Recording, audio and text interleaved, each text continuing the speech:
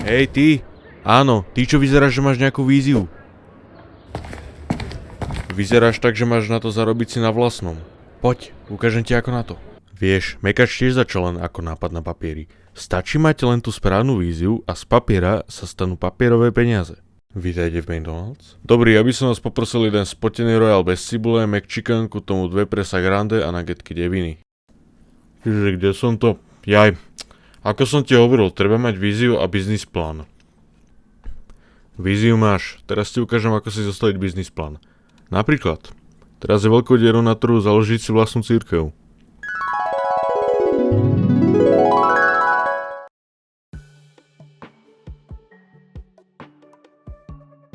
Prvá fáza v zarábaní z vlastnej cirkve je vytvoriť si svoju vlastnú cirkev. Najprv si musíte vymyslieť názov pre vaše náboženstvo. Viem, že rozmýšľať je ťažké, ale je to jedna z tých podstatnejších vecí na zozname. Ďalej by ste si mali vymyslieť ideály, ktoré bude vaša viera vyznávať. Môže ísť o osobu, napríklad vás, predmet alebo jednoducho vlastnosti, ku ktorým sa vaši veriaci budú snažiť čo najviac priblížiť. Alebo to môže byť aj všetko naraz z vyššie spomenutých. Keď máte tieto veci hotové, tak môžete prejsť do fáze 2. Je síce pekné, že už máte v hlave nápad na vlastnú cirkev, ale bez ľudí vám to je na nič. Takže musíte začať zháňať vašich verných veriacich. Mali by ste si dobre rozmyslieť cieľovku vášho náboženstva. Keďže ak sa budete snažiť preraziť online, bez čoho to budete mať o mnoho ťažšie, tak treba celiť na správne miesta na sociálnych sieťach. Starší sa väčšinou držia na Facebooku a Telegrame, mladší zas na TikToku a Instagrame. Môj osobný pík by bol asi YouTube, keďže ten zasahuje asi najširšiu paletu ľudí. Samozrejme, spôsob verbovania je už len na vás. Spravte si profil na viacerých sociálnych sieťach, pozývajte na kofolu v mene vašej viery, alebo otravujte ľudí na ulici. Element sociálnych sietí je ale dôležitý, lebo je pre ďalšie fáze nezbytné dostatočne informovať veriacich o vašich bohoslúžbách a iných prezlečených crowdfundingoch. Ako náhle budete mať dostatok veriacich, tak môžete začať konečne niečo robiť.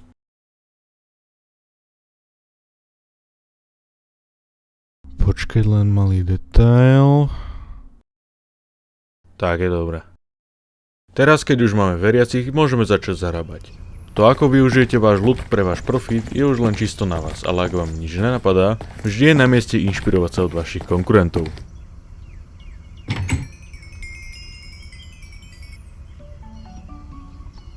Tak, teraz už máme nastavený model.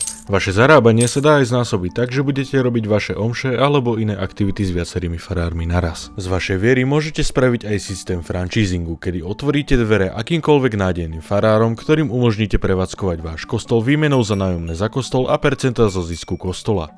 A ak náhodou začnú robiť niečo, čo sa vám nebude páčiť alebo vám prestanú platiť, jednoducho im kostol aj s pozemkom zoberiete.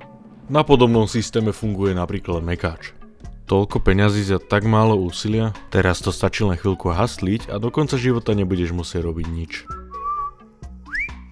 No, dobre, na toto som tak trošku zabudol.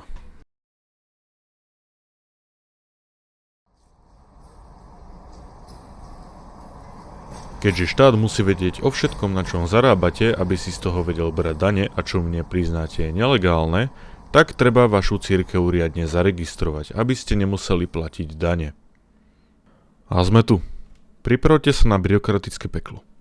Dobrý. Potrebovali by sme formulár na zaregistrovanie vlastnej náboženskej organizácie pod právnickú osobu. Nemáte tu náhodou jeden? He? OK, no toto je na mňa až nejak moc písmenok. Jak je zrazu lepšie? No, ako môžeme vidieť, tak podmienky sú následovné. Poprvé, návrh podávajú minimálne 3 dospelí. Chýba nám ešte niekto. Títo ľudia musia návrh podpísať spoločne s infoškami o nich plus si zvoliť medzi sebou šéfa, čo ich bude reprezentovať. Nech sa páči. Po druhé, návrh musí obsahovať podpisy a údaje 50 000 dospelých, čo sa hlásia k vašej viere. Ide sa hasliť. Dobrý deň, máme vlastnú cirkev, nechcete sa pridať? Zdravičko, máme takú menšiu komunitu ľudí. Dobrý deň, nechcete konvertovať? Po tretie, návrh musí obsahovať meno a sídlo cirkvi, biznisplán vašej viery a prehlásenie, že budete kamkoši s ústavou Slovenskej republiky. No, takže vy dvaja si teraz pekne podáte ruky a budete najlepší kamaráti. Po štvrté, odoslať. A teraz, keď nás schvália, získame status cirkevnej organizácie, pre ktorú platí, že nemusíme podávať daňové priznanie, ak naše príjmy boli len z kostolných zbierok, cirkevných úkonov, štátnych príspevkov a príjmov, ktoré sa dania zrážkou. No neviem jak ty, ale ja si myslím, že ani inakšími spôsobmi naša cirkev nezarába. Takže toto je spôsob, ako dosiahnuť pasívny príjem spoločne s masívnym crowd controlom legálnou cestou. No dobre, a už to akože aj niekomu vyšlo? To by si sa ešte divil, kamarát.